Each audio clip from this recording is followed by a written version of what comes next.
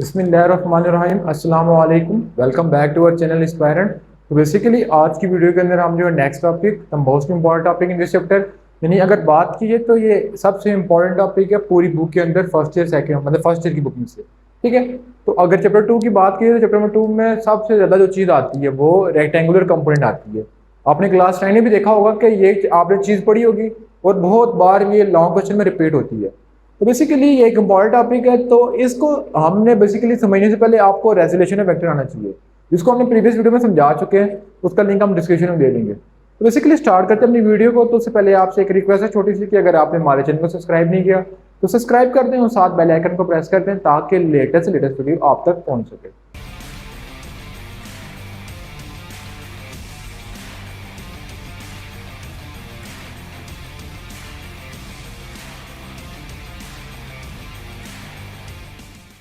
तो स्टार्ट करते हैं मैं टॉपिक को और आ जाते हैं टॉपिक की स्टेटमेंट की तरफ कि क्या टॉपिक आज डिस्कस करने जा रहे हैं। तो बेसिकली जो आज का टॉपिक है वो है रेक्टेंगुलर कंपोनेंट ऑफ वेक्टर। ठीक है, तो आज की वीडियो के अंदर हम जो है रेक्टेंगुलर कंपोनेंट ऑफ वेक्टर को डिस्कस करने जा रहे हैं।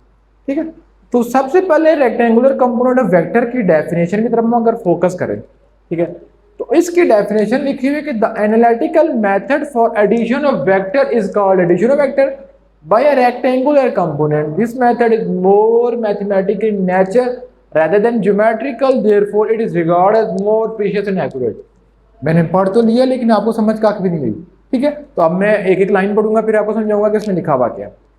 The analytical method for addition of vector, यानी किसी वेक्टर को ऐड करें किसी एनालिटिकल मेथड। इसमें लिखा हुआ ना पहले एनालिटिकल मेथड ऑफ वेक्टर की एडिशन को हम बोलते हैं रेक्टेंगुलर कंपोनेंट।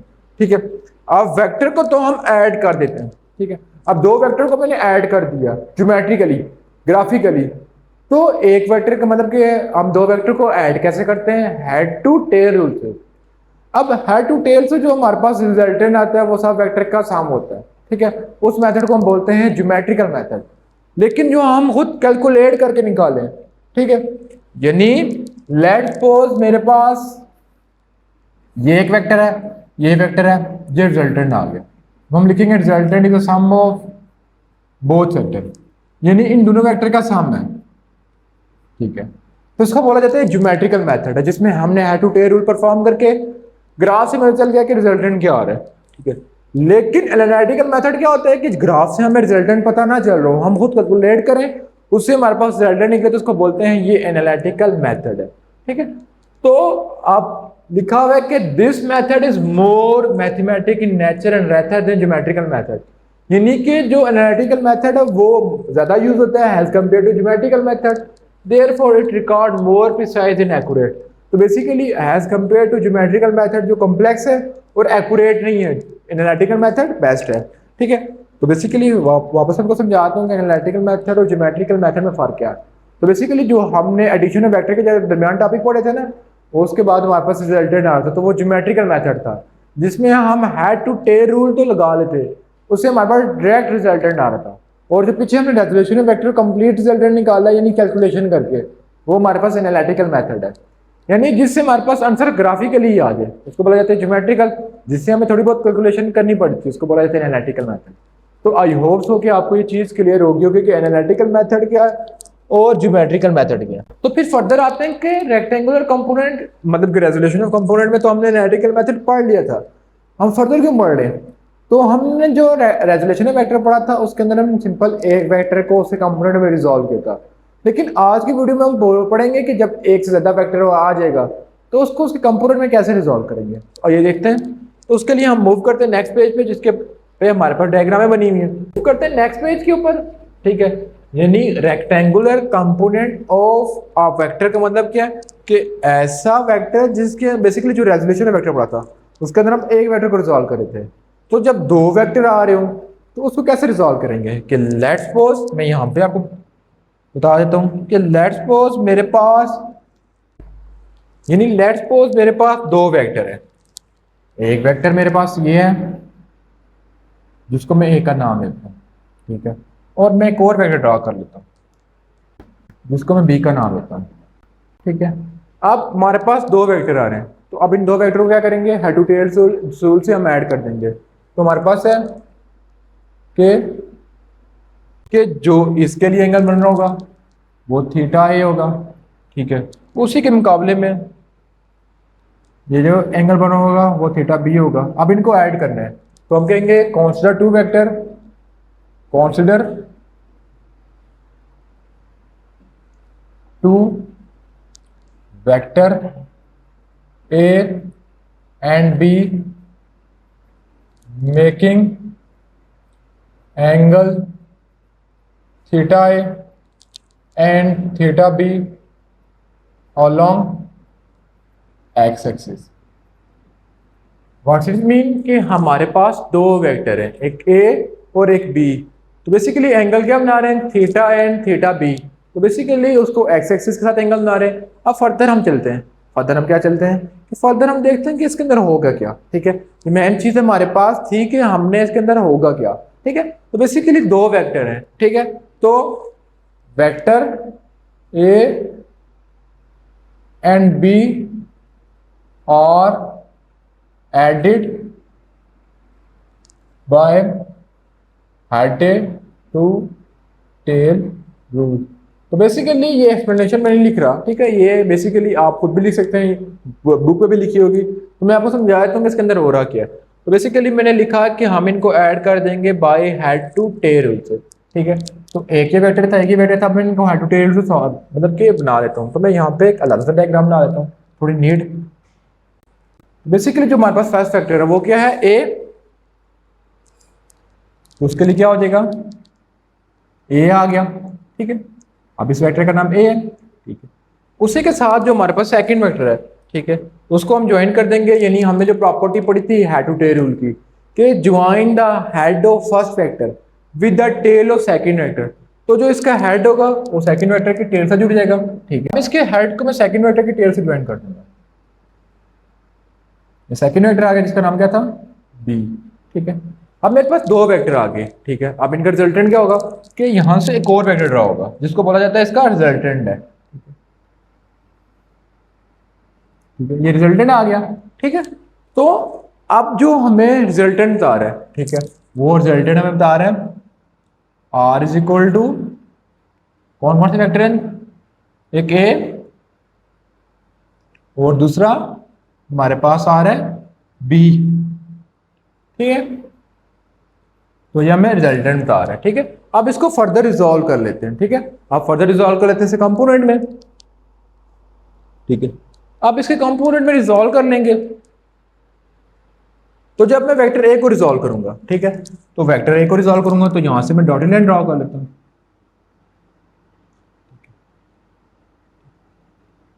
तो वेक्टर ए को जब रिजॉल्व किया तो ये इसका हो गया बेसिकली कौन सा एक्सिस, एक्स वाई एक्सिस, जिसको मैं बोलूंगा ये ए ऑफ वाई है। और ये वेक्टर ए के लिए हो गया एक्स एक्सिस, ठीक है। तो जो वेक्टर ए को मैंने रिजॉल्व किया, ठीक है, वेक्टर ए को, ठीक है, यानी when we resolve vector A into when we resolve vector A into its component, we get ax and ab, ठीक है। तो बेसिकली हॉरिजॉन्टल के लिए ax आ गया और वर्टिकल के लिए क्या आ गया, ab आ गया, ठीक है। उसके बाद मैंने बेसिकली a वेक्टर को तो रिजॉल्व कर लिया, b वेक्टर रहता है तो b वेक्टर को रिजॉल्व कर लेता हूं, ठीक है। तो जब मैं b वेक्टर को रिजॉल्व करूंगा, b वेक्टर तो ये था, तो यहां से डॉटेड लाइन शुरू होगी, ठीक है। और इसका एक्स कंपोनेंट हो जाएगा और यहां से डॉट लाइन शुरू हो जाएगी, ठीक है। इसका वाई कंपोनेंट हो जाएगा, ठीक है। तो बेसिकली जब इसको रिजॉल्व करेंगे तो एक्स एक्सिस के लिए क्या हो जाएगा, बी ऑफ एक्स। तो यहां से लेके यहां तक लाइन सेम है, ठीक है। तो उसको बोला जाएगा बी ऑफ एक्स, ठीक है। उसके बाद जब इसको रिजॉल्व किया तो ये हो जाएगा बी ऑफ वाई, ठीक है। तो बेसिकली आपको समझ आ रही होगी कि जो हमारे पास बी कंपोनेंट था, बी वेक्टर यहाँ पे कुछ यूं आ रहा है, ठीक है, जिसको मैं रिजॉल्व किया तो वो यूं कुछ बन रहा है, ठीक है। अब इसको रिजॉल्व क्यों कर रहे हैं, जब ए को रिजॉल्व किया तो ए का बेसिक, जब ए को रिजॉल्व किया तो बेसिकली ए के अंदर क्या आ रहा है, यानी मैं ए के लिए लिखूं तो आ रहा है बेसिकली रेड से लिख लेता हूं, तो A vector is equal to A X plus A Y, ठीक है। उसके बाद मैंने बी को रिजॉल्व किया, तो बी के लिए रिजॉल्व किया तो ये बी एक्स हो गया, ये बी आएगा। ठीक है, तो बेसिकली यहां पे लिखूंगा कि when we resolve vector B in its component. ठीक है, मैं आपको समझाने के लिए लिख रहा हूं, बाकी इंग्लिश जो है बुक पे मेरे से अच्छी लिखी हुई है। We get B of x and B of Y. ठीक है, तो b is equal to B of x plus B of y, ये आ जाएगा। ठीक है, तो बेसिकली हमने जो है वो, हमारे पास टोटल 3 वेक्टर थे, ए बी और रिजल्टेंट। ठीक है, हमने ए वेक्टर को भी रिजॉल्व कर लिया, बी को भी रिजॉल्व कर लिया, अब रिजल्टेंट रहता है तो रिजल्टेंट को फर्दर रिजॉल्व कर लेते हैं। ठीक है, अब रिजल्टेंट के लिए हमारे पास क्या आ जाएगा, ठीक है, रिजल्टेंट तो ये वेक्टर है, तो उसके लिए यहां से एरो हट जाएगा यहां तक। ठीक है, फिर यहां से एरो हट जाएगा यहां तक। ठीक है, तो देखा जाए तो हम इसको रिजॉल्व कर रहे हैं, तो यहां से लेके यहां तक आ जाएगा टोटल, मैं यहां पे डैश डाल के लिख रहा हूं आर ऑफ एक्स, और यहां से लेके यहां तक टोटल आ जाएगा, यानी यहां से लेके यहां तक आ जाएगा आर ऑफ वाई। ठीक है, तो बेसिकली अगर मैं लिखूंगा when we resolve resultant vector in its component, जब हमने इसको इस कंपोनेंट में रिजॉल्व किया तो हमारे पास क्या आ रहा है, we get R of x and R of Y. ठीक है, तो ये आ जाएगा कि R resultant is equal to R of x plus R of Y. ठीक है, यहां तक क्लियर है। ठीक है, तो अगर मैं एक मतलब मैं वेक्टर ए की बात करूं,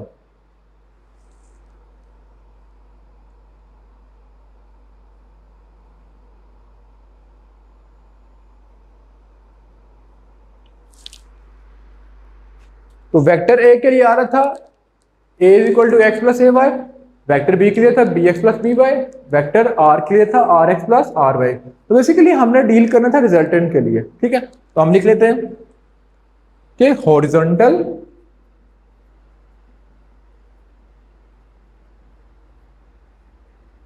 यहां पे मैं लाइन लगा दूं ताकि पूरा जो horizontal component of horizontal, what is mean by horizontal component, horizontal component में एक्स एक्सिस वाले, तो मेरे पास हॉरिजॉन्टल कंपोनेंट में एक्स एक्सिस में क्या आता है, आर ऑफ एक्स। ठीक है, तो अगर मैं डायग्राम की तरफ फोकस करूं, ठीक है, तो आर ऑफ एक्स यहां से लेके, यानी यहां से लेके यहां तक है। ठीक है, तो इसमें 2 चीजें आ रही हैं, ए एक्स और बी एक्स, तो मैं लिखूंगा R of x is equal to A x, ठीक है, i plus B x i. ठीक है, दोनों एक्स एक्सिस के लिए थे, तो एक्स एक्सिस के लिए क्या लिखते हैं, R of X equal to R of X I and R of B of X I, तो यानी आर ऑफ एक्स खुद I is equal to A of X I plus B of X I, ये आ गया। फिर मैं further जो शुरू करता हूं, तो फॉर वर्टिकल कंपोनेंट तो मैं लिखूंगा vertical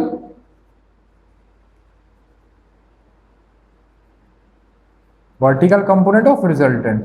what is the resultant, तो मैं एक लाइन लिख देता हूं जिसकी मदद से आपको पता चलेगा कि रिजल्टेंट क्या होता है।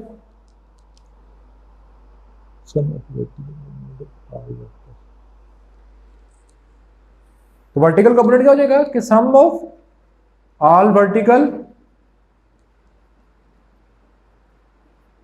कंपोनेंट ऑफ वेक्टर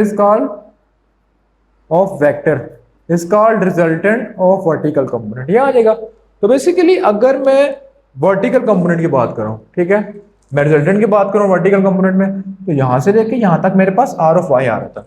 ठीक है, तो ये हो जाएगा R of y is equal to, अब आर ऑफ वाई यहां से लेके यहां तक बेसिकली ए वाई आ रहा था, तो मैं अगर बात करूं, तो अगर यहां से लेके यहां तक ए वाई है, तो यहां से लेके यहां तक क्या हो जाएगा ए वाई। ठीक है, तो वाई ए वाई से ऊपर तक क्या है, बी ऑफ वाई। ठीक है, तो ये आ जाएगा A of Y plus B of Y. ठीक है, फिर फर्दर सॉल्व करते हैं, जब फर्दर सॉल्व करेंगे तो बेसिकली क्या आ जाएगा, R of Y J is equal to A of Y J plus B of Y J. ठीक है, यहां तक क्लियर है। अब मैंने रिजल्टेंट वर्टिकल कंपोनेंट भी कर लिया, हॉरिजॉन्टल वर्टिकल कंपोनेंट भी कर लिया। अब मैं करता हूँ रिजल्टेंट, टोटल रिजल्टेंट। मैं लिखूंगा resultant vector.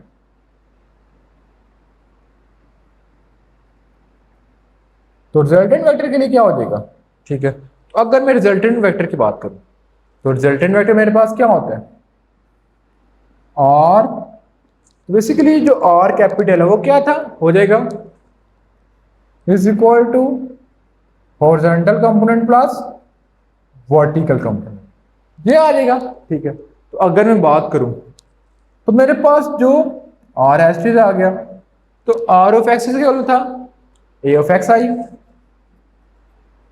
Plus B of X I. इस तरह आर ऑफ वाई किसके इक्वल था, A of Y J plus B of Y J, ये आ जाएगा, ठीक है। फिर फर्दर कर लेते हैं।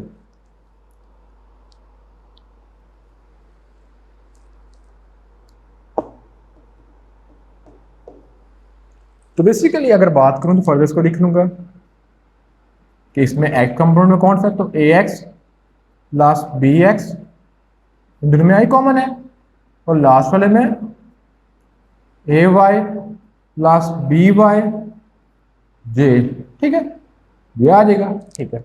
फिर यहां तक करने के बाद हमने रिजल्टेंट कंपोनेंट फाइंड कर लिया। तो जैसे पिछले टॉपिक में हमने जो है वो फाइंड किया था मैग्नीट्यूड और डायरेक्शन, वो रह गई वेक्टर की, तो पहले हम फाइंड कर लेते हैं मैग्नीट्यूड को, ठीक है। तो अगर मैं मैग्नीट्यूड की बात करूं, इसको मैं रेस कर लेता हूं।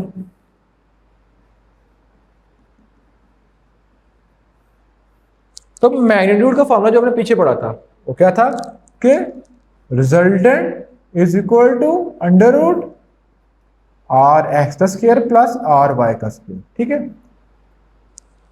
तो ये आ जाएगा, ठीक है। अगर आपके जहन में फॉर्मूला नहीं है तभी आप कर सकते हैं, कैसे, मैं रेस करके आपको वापस करके बताता हूँ, ठीक है। तो बेसिकली अगर ट्राइंगल की बात करिए तो मैं इसे एक नई ट्राइंगल ड्रॉ कर लेता हूँ, ठीक है। तो मेरे पास न्यू ट्राइंगल ड्रॉ हो रही है, टोटल की ड्रॉ करा, ठीक है। अब ये मेरे पास है आर, ये चीज मेरे पास आ रही है R of x, R of y, जो कि बेसिकली इक्वल है बी वाई ए वाई के इक्वल है, और ये मेरे पास आ रही है आर ऑफ एक्स, ठीक है, जो कि मेरे पास किसके इक्वल है, ए एक्स प्लस बी वाई, ठीक है, ये आ गया, ठीक है। तो मैग्नीट्यूड की बात करूं तो बेसिकली पाइथागोरस थ्योरम लगा लेंगे, तो हाइपोटेन्यूज का square is equal to base का स्क्वायर प्लस परपेंडिकुलर का स्क्वायर। बेस कितनी, हाइपोटेन्यूज कितने हैं, आर का square is equal to R x का स्क्वायर प्लस आर वाई का स्क्वायर, ये आ गया। तो मैं दोनों साइड स्क्वायर अंडर रूट ले लूंगा तो ये आ जाएगा, ठीक है। अब आर एफ एक्स की जगह उसकी वैल्यू पुट कर लेता हूँ। तो आर एफ एक्स में क्या होता है, ए एक्स बी एक्स था, ठीक है। तो जब हम मैग्नीट्यूड लेते हैं तो उसकी डायरेक्शन को स्किप कर देते हैं, क्योंकि जो आई और जे डायरेक्शन को बता रहे हैं, ठीक है। तो बी एक्स और ए एक्स आ जाएगा उसका स्क्वायर, ठीक है, और आर ऑफ माई में ए वाई बी वाई उसका स्क्वायर आ जाएगा, ठीक है। तो बेसिकली ये हमारे पास आ जाएगा रिजल्टेंट, ठीक है। जब रिजल्टेंट ज्यादा हो जाएगा तो वो बेसिकली कुछ ऐसा लिखा जाएगा, यहीं पे लिख लेता हूं कि resultant is equal to A x B x up to son का स्क्वायर एक्स कंपोनेंट का plus R A y B y up to son का स्क्वायर, ये आ जाएगा, ठीक है। ये फॉर एन कंपोनेंट है, ठीक है। फिर फर्दर मैग्नीट्यूड तो फाइंड कर लिया, अब हमारे पास रहती है डायरेक्शन, ठीक है। डायरेक्शन फाइंड करने के लिए मुझे चीजें रेस करनी पड़ेंगी, तो पहले मैं आपको सिंपल डायरेक्शन बता दूं, फिर उसके बाद एक और चीज आपको समझाऊंगा। बेसिकली ये चीज आपने अपने पास नोट कर लेनी है, ठीक है। तो इनको नोट करने के बाद मैं बेसिकली इसमें से थोड़ा बहुत चीजें रिमूव करूंगा ताकि मैं आपको डायरेक्शन ज्यादा डिटेल में समझा सकूं, ठीक है। तो मैं इसको रेस कर लेता हूं क्योंकि डायग्राम में बार बार नहीं बना सकता, ठीक है। अब मैं डायरेक्शन कराने जा रहा हूं। अगर मैं डायरेक्शन की बात करूं तो डायरेक्शन के लिए फॉर्मूला क्या होता है कि पिछले में पढ़ा था कि tan theta is equal to R of y perpendicular divided by base, ठीक है। तो फर्दर बात करूंगा तो tan theta is equal to A of y B of y divided by A of x and B of x, ये आ जाएगा, ठीक है। फिर further theta is equal to tan inverse theta is equal to tan inverse a of y b of y divided by a of x and b of x।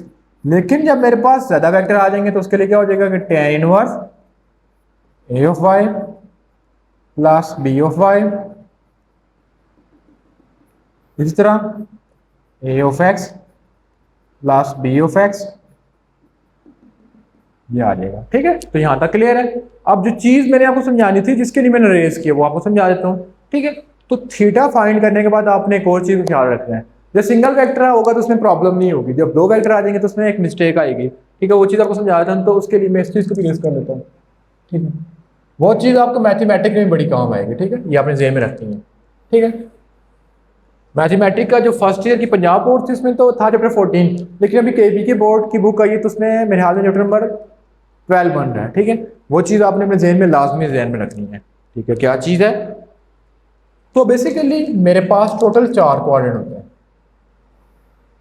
First quadrant, second quadrant, third quadrant and fourth quadrant. ठीक है, अब मैं आपको further explain करता हूं। तो basically ये था पॉजिटिव एक्स एक्सिस, ये था पॉजिटिव वाई एक्सिस, ये था नेगेटिव एक्स एक्सिस, ये था नेगेटिव वाई एक्सिस। ठीक है, मैं फर्दर करूं तो बेसिकली अगर बात करूं तो फर्स्ट क्वाड्रेंट के अंदर क्या है, पहले एक्स को देखें तो एक्स भी पॉजिटिव एंड वाई भी पॉजिटिव। सेकंड क्वाड्रेंट के अंदर x negative y positive. Third quadrant के अंदर x negative y negative. Fourth quadrant के अंदर x positive y negative. I hope so कि ये चीज आपको क्लियर होगी। ठीक है, अब जो चीज समझने वाली है वो क्या है कि लेट्स सपोज आपने जब थीटा कैलकुलेट कर लो, एक मेरे पास आर ऑफ वाई आ रहा है और आर ऑफ एक्स आ रहा है। ठीक है, यानी मैं यहीं से इसको एक्सप्लेन कर लेता हूँ। tan theta is equal to R of y और आर ऑफ एक्स, ये दो वैल्यू आती है। ठीक है, अब जो R of y, y for vertical component यानी वाई एक्सिस के लिए, वो वाई एक्सिस को रिप्रेजेंट कर रही है, और R of x on x axis वो एक्स को रिप्रेजेंट कर रहा है। ठीक है, ये चीज आपको क्लियर है? ठीक है, तो आपने इस फॉर्मूले की मदद से थीटा कैलकुलेट करने के बाद एक और स्टेप करना है। क्या हमने फाइंड करना है? Theta resultant. लेकिन जो आपने थीटा फाइंड किया वो थीटा खाली, थीटा रिजल्टेंट नहीं है। ठीक है, तो जब आपने फाइंड कर लिया तो आपने देखना है कि हमारे पास, मैंने आपको बताया ना, एक आर ऑफ वाई और आर ऑफ एक्स आ रहा था, तो देखना है कि आर ऑफ वाई और आर ऑफ एक्स पॉजिटिव है कि नहीं। कि लेट्स सपोज मैं बात कर लेता हूँ, मतलब कि मैं आर ऑफ एक्स और आर ऑफ वाई की रिस्पेक्ट लेता हूँ। R of x positive, R of y positive. ठीक है, अब आपको ज्यादा अच्छे से समझ आएगी। R of x negative, R of y positive, R of x negative, R of y negative, R of x positive, R of y negative. ठीक है, ये नहीं, जब थीटा कैलकुलेट कर रहे थे तो आपने थीटा कैलकुलेट करते हुए माइनस प्लस के साइन को नहीं देखना, यानी आर ऑफ वाई और आर ऑफ एक्स जब आ गया तो आर ऑफ वाई की कोई ना कोई वैल्यू आ रही होगी और आर ऑफ एक्स की कोई ना कोई वैल्यू आ रही होगी। आर ऑफ एक्स नेगेटिव हुआ और आर ऑफ वाई भी नेगेटिव हुआ तो थर्ड क्वाड्रेंट, यानी इन दोनों की वैल्यू अगर नेगेटिव आ रही होगी तो थर्ड क्वाड्रेंट, पॉजिटिव आ रही होगी तो फर्स्ट क्वाड्रेंट, एक्स की नेगेटिव होगी तो वाई की पॉजिटिव होगी तो सेकंड क्वाड्रेंट। तो इस तरह आपने क्वाड्रेंट देख लेना है। ठीक है, तो यहां तो समझ आ गया, यानी ये आर ऑफ वाई और आर ऑफ एक्स थीटा कल, यानी जब ये थीटा कैलकुलेट करने से पहले आर ऑफ एक्स और आर ऑफ वाई उनकी वैल्यू को देख के आपने जज कर लेना है कि कौन सा क्वाड्रेंट है। अगर एक्स पॉजिटिव वाई पॉजिटिव यानी आर ऑफ वाई की पॉजिटिव वैल्यू तो first quadrant, positive negative second quadrant, वो देख लिया। फिर आपने क्या करना है, ये फर्स्ट क्वाड्रेंट था, सेकंड क्वाड्रेंट था, थर्ड क्वाड्रेंट था, फोर्थ क्वाड्रेंट था। तो अगर थीटा की वैल्यू फर्स्ट क्वाड्रेंट में लाई कर, यही नहीं दोनों की दोनों पॉजिटिव है, तो हम लिखेंगे theta R is equal to theta. जब क्वेश्चन करेंगे ज्यादा अच्छे से समझ आएगा। फिर अगर सेकंड क्वाड्रेंट में आ रही होगी तो theta is equal to 180 minus theta. अगर थर्ड क्वाड्रेंट में होगी तो 180 प्लस थीटा। असाइनमेंट 2.1 मैंने बेसिकली चैनल पे अपलोड की, उसको विजिट कर लेना, आपको ज्यादा अच्छी समझ आएगी। Theta R is equal to 360 minus theta. ठीक है, यहां तक क्लियर है? अब इन दोनों की वैल्यू जो हमारे पास क्वेश्चन में मेंशन थी उससे हमने जज कर लिया कि ये कौन से क्वाड्रेंट में है। तो अगर कोई वैल्यू फर्स्ट क्वाड्रेंट में लाई करी होगी, यानी फर्स्ट क्वाड्रेंट, तो हम लिखेंगे कि theta resultant is equal to theta, इन दोनों आपस में इक्वल होंगे, इसमें कोई चेंजिंग नहीं करेंगे। लेकिन अगर आपने कैलकुलेट किया और वो चीज लाई करी है सेकंड क्वाड्रेंट के अंदर, ठीक है, तो theta R is equal to 180 minus theta, mean जो भी आपने यहां से एंगल फाइंड किया होगा, जो भी थीटा फाइंड किया होगा उसको 180 से माइनस कर देंगे अगर सेकंड क्वाड्रेंट होगा। उसके बाद मूव करते हैं थर्ड क्वाड्रेंट और फोर्थ क्वाड्रेंट के। अगर कोई चीज आपने कैलकुलेट की वो थर्ड क्वाड्रेंट के अंदर लाई करी है, थर्ड के अंदर आर और वाई दोनों नेगेटिव होंगी, तो आपने 180 प्लस कर देना है, यानी जो थीटा कैलकुलेट किया था उसको प्लस कर देना है। फिर फोर्थ पे आ जाएंगे, तो theta R is equal to 360 में से उस चीज को माइनस कर देना है। तो इसी के लिए चीजें आपको उस वक्त समझ आएंगे जब असाइनमेंट 2.1 करेंगे। 2.2 भी इसी के रिलेटेड है, लेकिन आपको मतलब कि एक रिक्वेस्ट है कि बेसिकली इस वीडियो से पहले आपने असाइनमेंट 2.1 कंप्लीटली देख लेनी है, जिसकी मदद से आपको चीज समझ आ जाएगी। तो बेसिकली ये थी आज की वीडियो बहुत लेंथी हो गई है, लेकिन आपसे एक रिक्वेस्ट है कि अगर आपको वीडियो पसंद आए तो शेयर करें, कमेंट करें, ठीक है। तो इंशाल्लाह मिलेंगे नेक्स्ट वीडियो में, तब तक अल्लाह हाफिज।